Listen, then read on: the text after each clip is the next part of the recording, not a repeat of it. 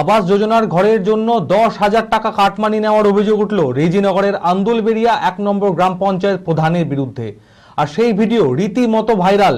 আন্দুলবেড়িয়া 1 নম্বর পঞ্চায়েতের দেপাড়া গ্রামের বাসিন্দা মহাদেব দের অ্যাকাউন্টে আবাস যোজনার টাকা ঢুকতেই পঞ্চায়েত থেকে তাকে ডেকে পাঠানো হয় এবং প্রধান রবীন ঘোষ 10,000 টাকা দাবি করে বলে অভিযোগ।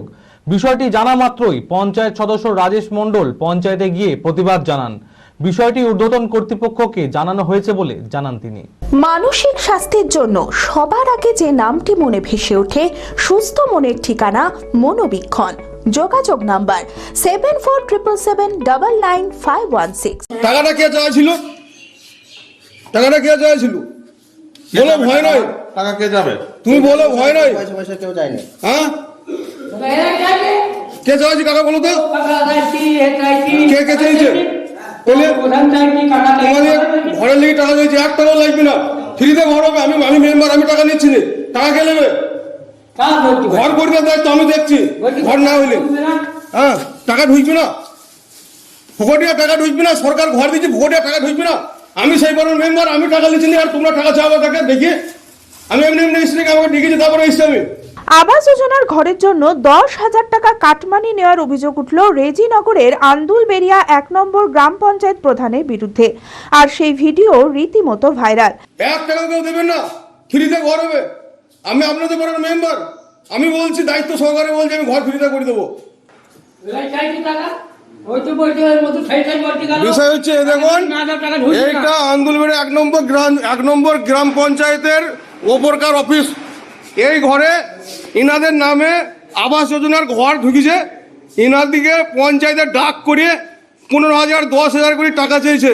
আন্দুলবেড়িয়া 1 নম্বর গ্রাম পঞ্চায়েতের দেপাড়া গ্রামের বাসিন্দা মহাদেবদের অ্যাকাউন্টে প্রথম দফার আবাস যোজনার 60,000 টাকা ঢুকতেই পঞ্চায়েত থেকে তাকে ডেকে পাঠানো হয়। প্রধান রবীন ঘোষ 10,000 টাকা দাবি করে বলে অভিযোগ। যে আমাকে লালটু ঘোষ বলছি, সন্তোষ কাকা মহাদেব কি কোনো কথা বলিছে? তা বলছি না, ওর সঙ্গে কোনো কথা হয়নি, বৌদির সঙ্গে কথা হয়েছে, মানে এইবারে আল্লাহর সঙ্গে কথা হয়েছে। যে এইবারে আল্লাহকে ওই যে ঢুকিয়ে দিল, কিন্তু আমার দিকে ঢুকাইছে না। দি তখন ওই লোকটা বলল 10,000 টাকা না নিলে ঘর হয়, এই কথাটা বলল। আমি বলছি 10,000 টাকা যদি দিতে হয় তোমাদেরকে, তাহলে ঘর কী করবো? দিন শেষের দাম, তাহলে আমি টাকা পয়সা পাবো, নেবো না, আমি ঘর করবো না। আমি দিলে ওই 2 থেকে 3-4 হাজার টাকা দিতে পারি। আর আমি তো 60,000 টাকা পেয়েছি, 60,000 টাকা তো আমি সবাইকে বায়না দিয়ে দিয়েছি। আমার কাছে টাকা নেই, আমি একটা গরু বিক্রি 4,000 টাকা আছে, ওই 4,000 টাকা তাহলে তোমাদেরকে এখন দিই। তাই বললো। দিয়ে লালটু ঘোষ সন্তোষ বললো, খালি এবার টাকা ঢুকলে আর 1,000 টাকা দিই, 5,000 টাকা করে দেবো। এটাই কথা, সত্যি কথা। কে বলেছে এটা? কে বলেছে? আমাদের পুরানো মেম্বার সন্তোষ। দিয়ে তারপরে ওই কথা হয়ে গেল। হ্যাঁ, প্রধান হয়তো লালটু ঘোষ আগে চাইলো। ওই নাম কি? লালটু লাই? রবীন ঘোষ।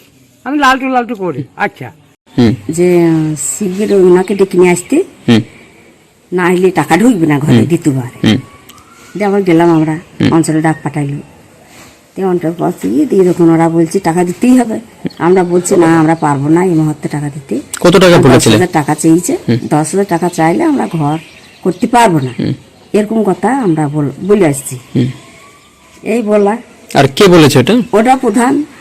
নাম কি প্রধানের? লালটু ঘোষ। বিষয়টি জানা মাত্র পঞ্চায়েত সদস্য রাজেশ মণ্ডল পঞ্চায়েতে গিয়ে প্রতিবাদ জানান।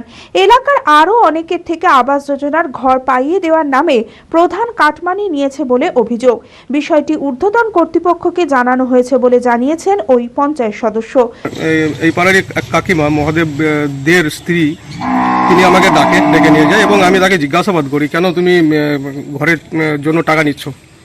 সেই সময় প্রধান সাহেব বলছে, না আমি নিচ্ছি না। টোটাল আমি ভিডিও ফুটেজ সব করলাম এবং আমাকে ধাক্কা দিয়ে আমাকে ফোন কেড়ে নিতে যাই, এসব ঘটনা ঘটে। তো আমি একটাই দাবি রাখছি সরকার বাহাদুরের কাছে, যে এইসব দুস্থ যারা মানুষ আছে, যাদের নামে ঘর এসেছে, তারা বিনা পয়সায়, মানে কোনো রকম কাটমানি না দিয়ে যাতে ঘর পায়, এরকম আমি আশা রাখছি। যদিও এই বিষয়ে মুখ খুলতে চাননি প্রধান। LMET International School, Senior Secondary School, admission going on. সন্তানদের উজ্জ্বল ভবিষ্যৎ করতে আন্তর্জাতিক মানের সুসজ্জিত পরিকাঠামো নিয়ে এলো LMET International School। থাকছে আধুনিক মানের পড়াশোনা, গান, নাচ, কম্পিউটার, ফিজিক্স ও কেমিস্ট্রির অত্যাধুনিক ল্যাবরেটরি, খেলাধুলার সুবিশাল মাঠ, ক্যান্টিন সহ আরও অনেক কিছু। রয়েছে সুসজ্জিত হোস্টেলে থাকার সুব্যবস্থা। ছাত্রছাত্রীদের যাতায়াতের কোনো চিন্তা নেই, রয়েছে বাস পরিষেবাও। আমাদের ঠিকানা বোরগাছি, বলরামপুর, মুর্শিদাবাদ। ডোমকলেও আমাদের শাখা রয়েছে, ঠিকানা গাবতলা ভাতশালা, ডোমকল, মুর্শিদাবাদ।